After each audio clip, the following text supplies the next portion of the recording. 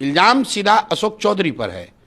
200 करोड़ रुपए से ज़्यादा की प्रॉपर्टी इन्होंने पिछले 2-3 साल में मंत्री रहते खरीदा है। मैंने प्रॉपर्टी का डिटेल दिया है, ट्रांजैक्शन बताया है, ये बताया है कि 2019 में आपने एक जो पूरा एग्जाम्पल केस के तौर पे दिया है कि 23 कट्ठे ज़मीन आपने खरीदी अपने पीए के नाम पर, योगेश्वर दत्त के नाम पर, उसको 2 साल के बाद अपने बेटी के नाम पर ट्रांसफ़र कराया बिना पैसा दिए हुए। पैसा बैंक से जो ट्रांजैक्शन हुआ है वो 10 लाख रुपए हुआ है, जो रजिस्ट्री ऑफिस में लिखा गया है वो 34 लाख रुपए है। उसके बाद इनकम टैक्स का इनको नोटिस आया है। इनकम टैक्स ने ये कहा कि भाई 34 लाख की प्रॉपर्टी के अगेंस्ट में आप 10 लाख रुपए ही कैसे ट्रांजैक्शन किया है।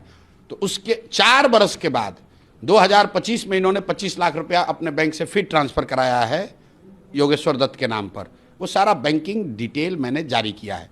अब ये जवाब दे दें कि भाई ये ज़मीन खरीदा था कि नहीं योगेश्वर दत्त के नाम पर, और योगेश्वर दत्त के नाम से फिर इन्होंने ज़मीन ट्रांसफ़र करा था कि नहीं, और अगर किया था तो 34 लाख की ज़मीन 10 लाख में आपको कैसे दे दिया, और अगर 10 लाख में दे भी दिया था तो 4 बरस के बाद फिर उसको 25 लाख रुपए क्यों दे रहे हो।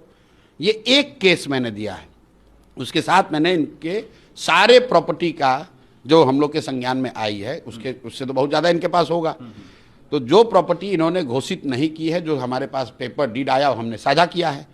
अशोक चौधरी जी को प्रेस करके बता देना चाहिए कि भाई ये हमने इस तरह से खरीदा। प्रॉपर्टी खरीदने में कोई दिक्कत नहीं है, प्रॉपर्टी तो आप 500 करोड़ का खरीद सकते हैं, लेकिन बता तो दो भाई कि कब और कैसे खरीदा है।